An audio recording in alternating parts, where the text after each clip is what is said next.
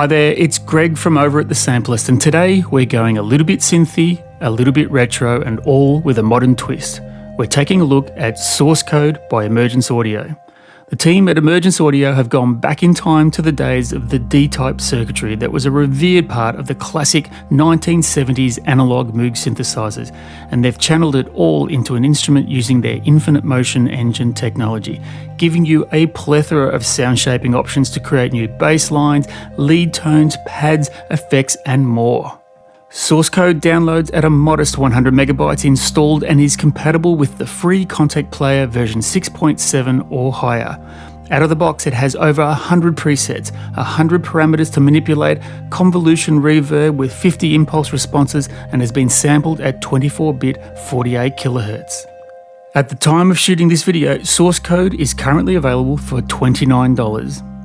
While Emergence Audio have kindly provided a copy of the instrument for us to review, they have had no input into this video whatsoever, and the team at the Sampleist, we stand strongly behind the integrity and independence of our reviews.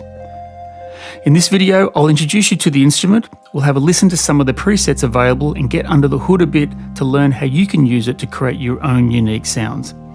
I'll also walk you through a short piece I wrote using source code to see it in action, and I'll wrap it up and give you some of my final thoughts.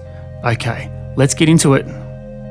And here is source code. So before I take you through a walkthrough of some of the presets, I'll give you a brief overview of how the instrument's laid out. In the Kontakt window, you'll have two tabs. There are the instrument tabs and the multi-tabs.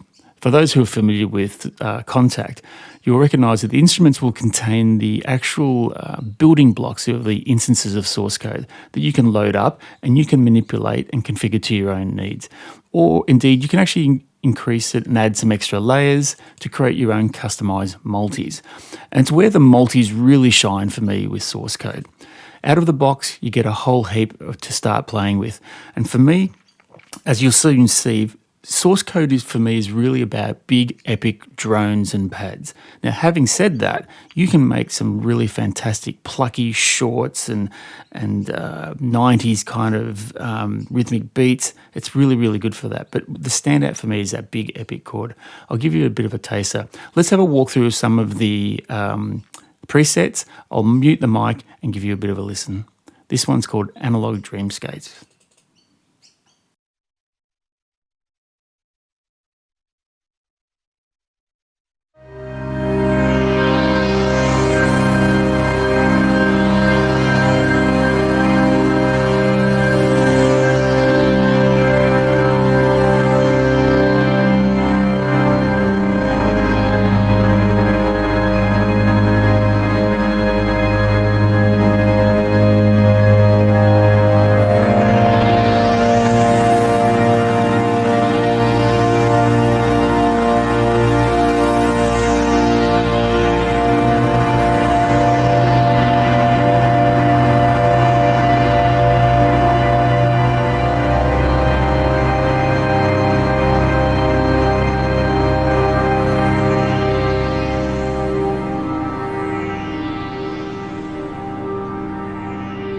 Well, so there's a big epic tail there in the end. But for me, that's what I mean. To me, that sounds like, that reminds me of that kind of epic 1970s prog rock. Bands like Boston used to have that over-the-top organ sound. All I need now is some Tom Scholz guitar, and I'm rocking that out.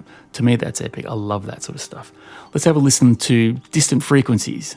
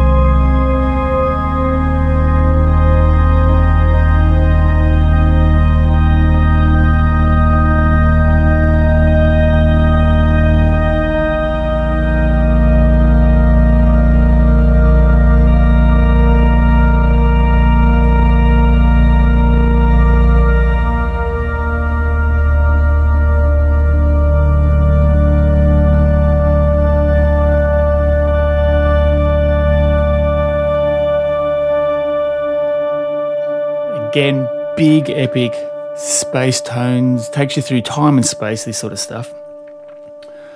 What about, let's have a listen to overlapping signals.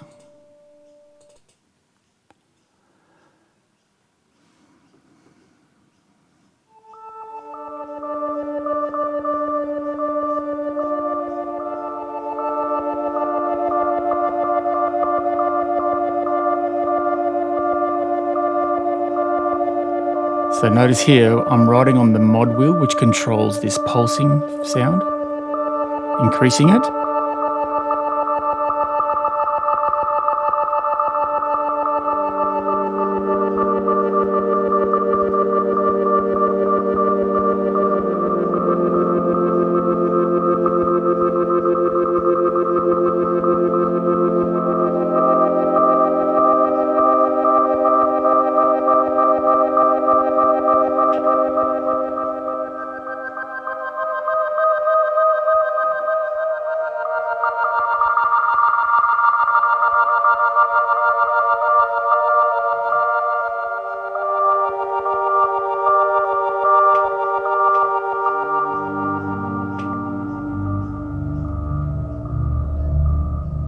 Just walking through the octaves.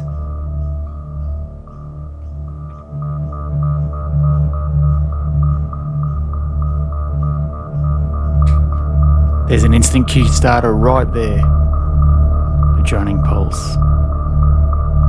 Same patch, I've just gone down 2 octaves. Cool. Supermassive filter sweep.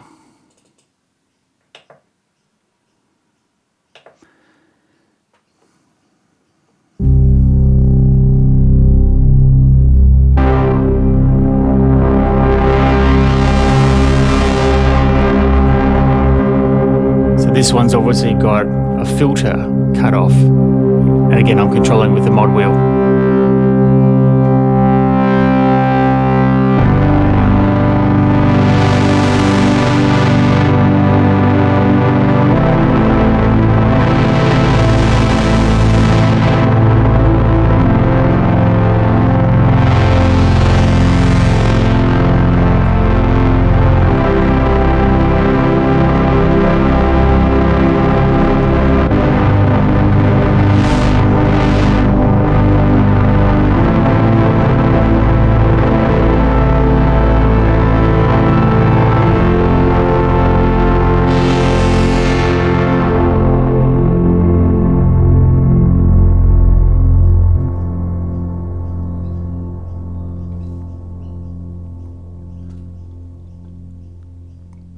This one's called 2D Pulse.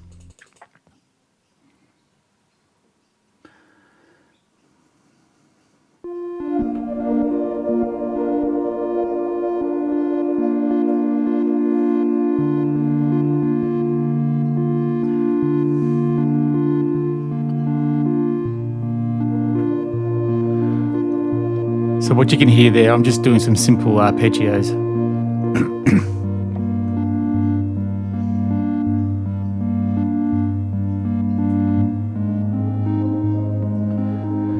So now I'll just hold down the chord to give you an idea of it.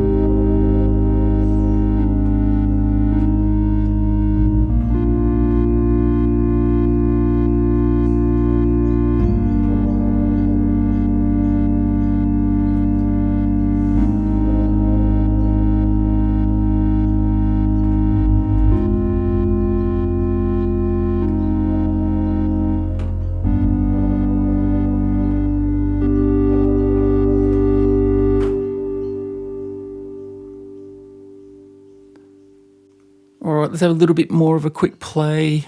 I've got no idea where this is going to go. Let's go for rhythmic raindrops in analog.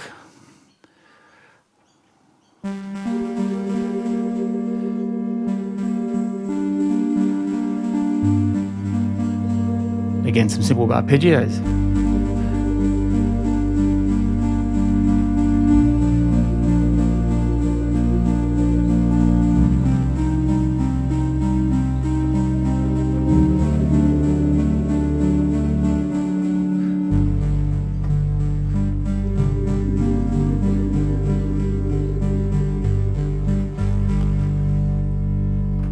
What do you think?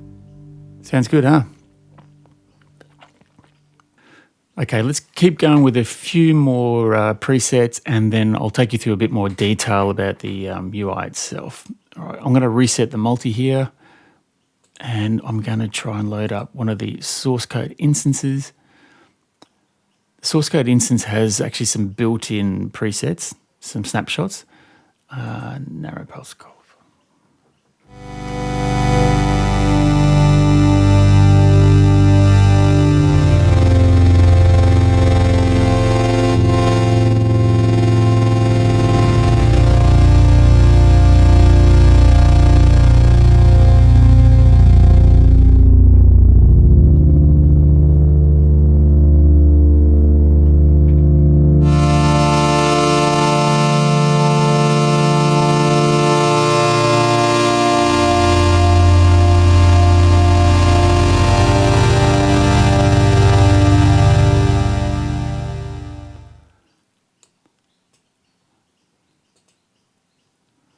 Source code keys, again, let's have a look at a bit of a preset.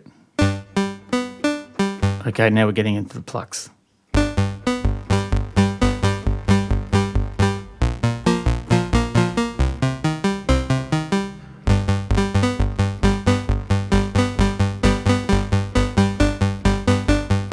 Sounds very bit 8-bit, doesn't it? What else have we got?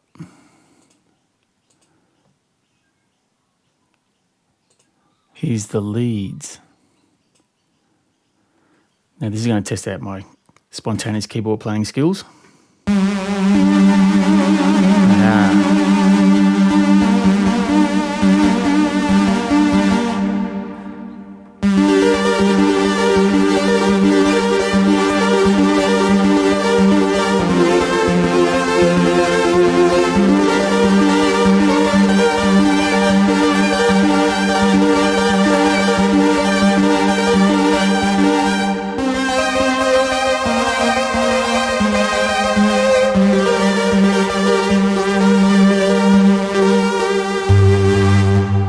Yep, certainly does show up the limitations of my keyboard playing skills, but some arpeggios there kind of worked. All right, so what we're going to do now, I'm going to take you through a bit more detail and give you an overview of the UI itself and all its features. Let's kick on straight with that. Okay, so let's have a bit of a walkthrough and an overview of the UI itself. Now, this will not be a comprehensive walkthrough, and I will not be going over every single feature. I just want to give you an understanding of the overall core features and what I really like about it. Fundamentally, it's based on that old 1970s, D-circuit Moog synthesizer sound, and you have two sound sources. On the left, you can choose whatever waveform you'd like, a sawtooth, for example, and on the right, you can choose a different one, maybe a narrow pulse.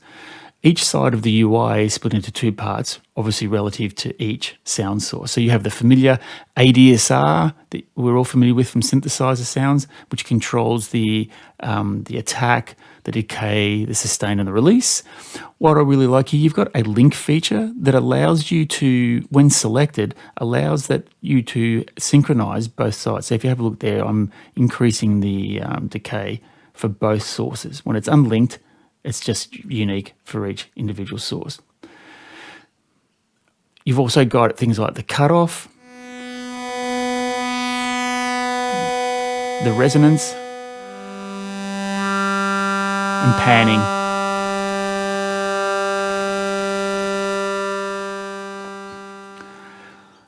One of the core features of source code is the evolution engine, if you like. So what they've given you is an LFO. An LFO is a low frequency oscillator, and it generates a consistent sound form or waveform. And what you do is you're able to connect each of the parameters, or as many or as few as you like, on source code to that evolving sound. So for example, here in the middle, we've got an LFO that's currently selected to a sine. If I connect the mod wheel to it and play it, you'll notice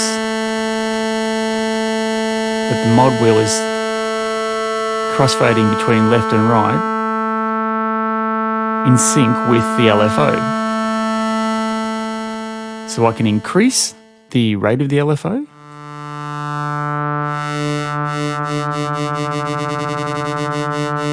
or its depth,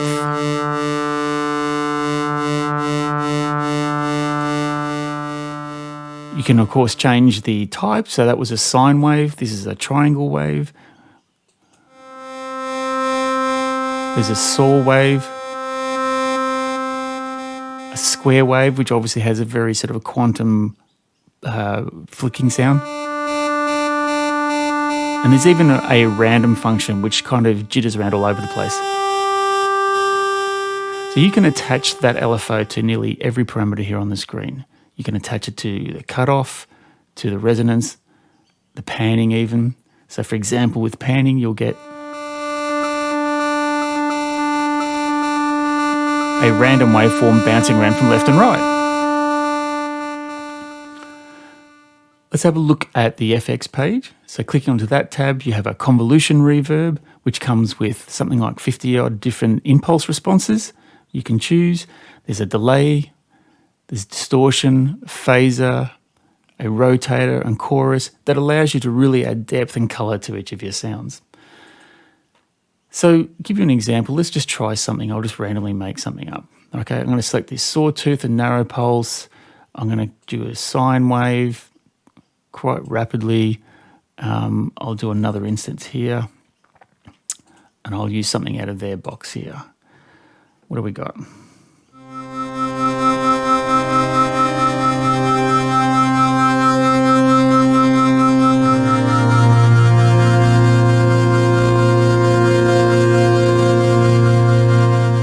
Let's change it up a bit.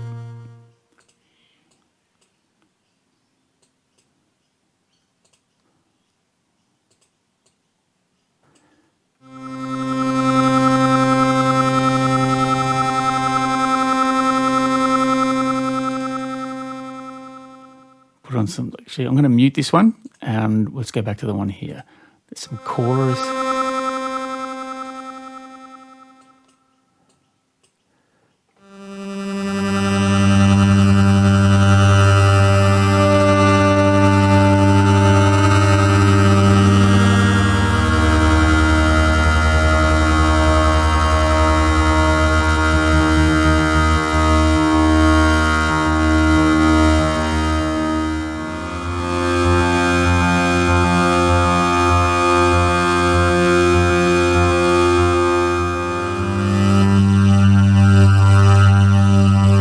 Let's bring the other instance here.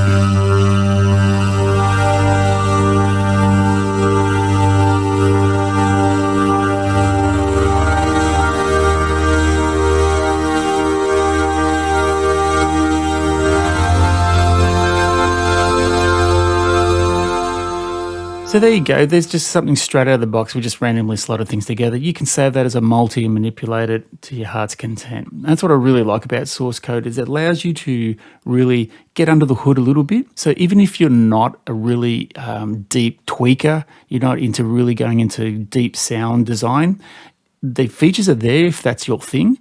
But if not, you can just drag and drop some ideas, twiddle some knobs around. They've even got a random function, which I forgot to mention earlier too.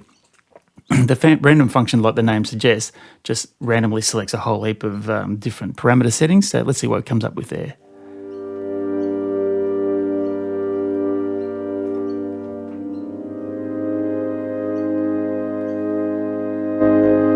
Make it a bit louder. Hit random again.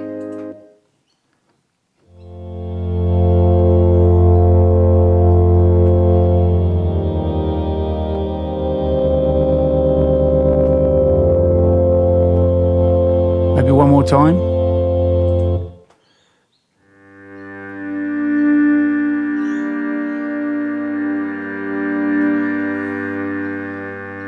Let's decrease the attack to make it a bit more punchy.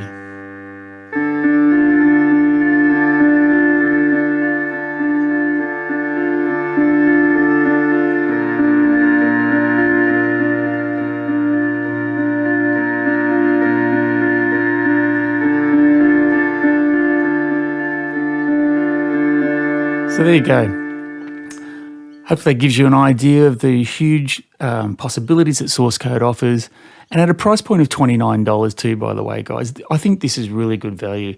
And it gives you the opportunity to explore some avenues. And I find it kind of really inspiring. You get some ideas in your head and it creates this notion. You go, oh, I think I can take that somewhere and I can do something with it. And you can save it for later in your multi, whatever you like. Really like it. All right. So let's take a listen to a short composition I made using source code. I'll give you an overview of my thought process, what went into it and why I made the choices that I did. And then on the other side of that, we'll come back and I'll give you some final thoughts and wrap up.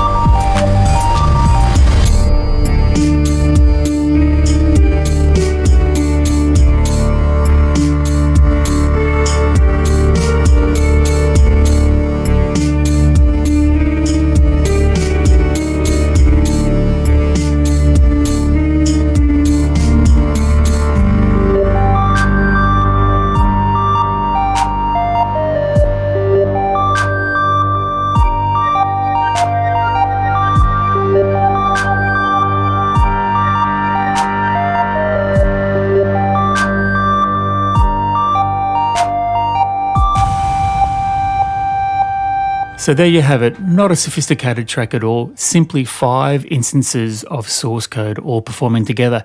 Everything you heard there was all source code with the exception of the drum track in the background providing that pulse.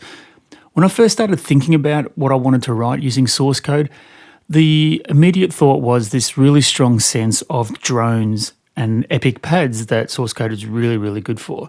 So I thought I'd just start with that heavy bass-centered drone, and I came up with a simple line. It's just 2 notes an octave apart here, and it's a patch called Modern Ruins Pad 2, and it simply sounds like this.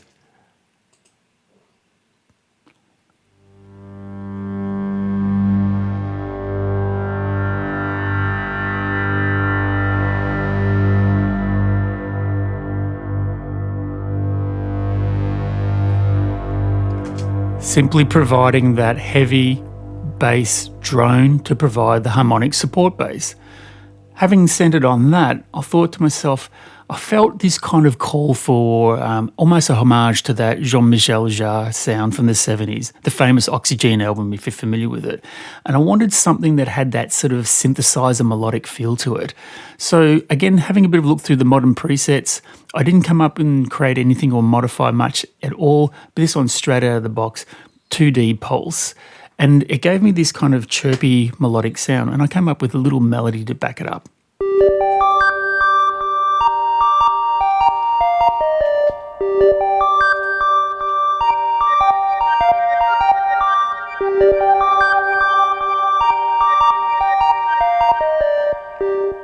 That's all it was. And I held that down for a while and I thought, well, why don't we put a bit of a bass line into it? So again, found another bass straight out of the box, and it is a simple one called In Space 3.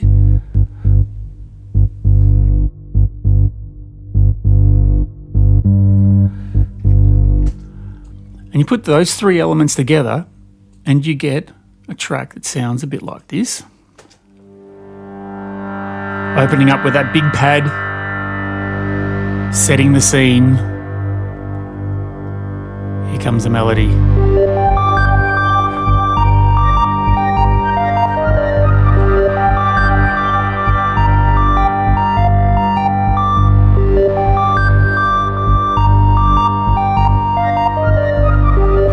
from there, we just entered in, brought in a beat, and then went into an arpeggio.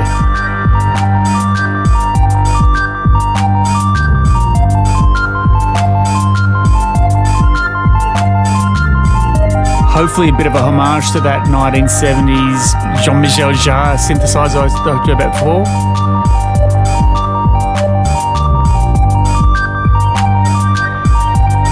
Picking it up. Just a simple beat behind it. And from here, I'm going to change it up into a middle 8. So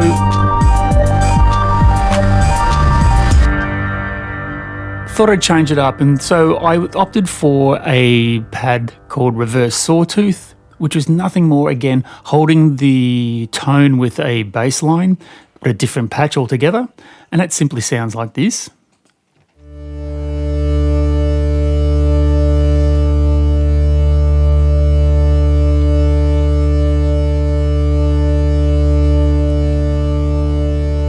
Again, nothing spectacular, but it provides that service.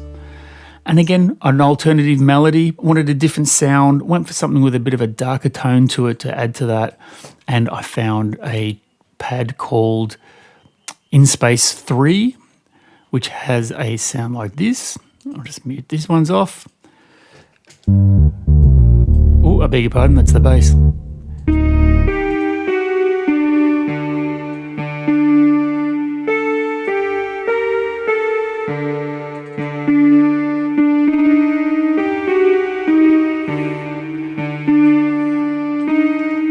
And ably supported by a bit more bass, add in everything, and it kind of sounds like this one. Here comes the change.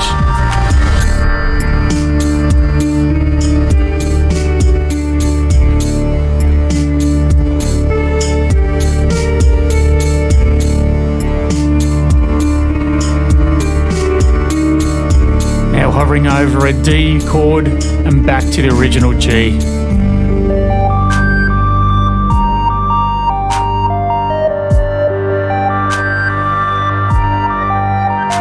Holding the drone all the way to the end, providing that harmonic support, and the melody lilting over the top with a big close.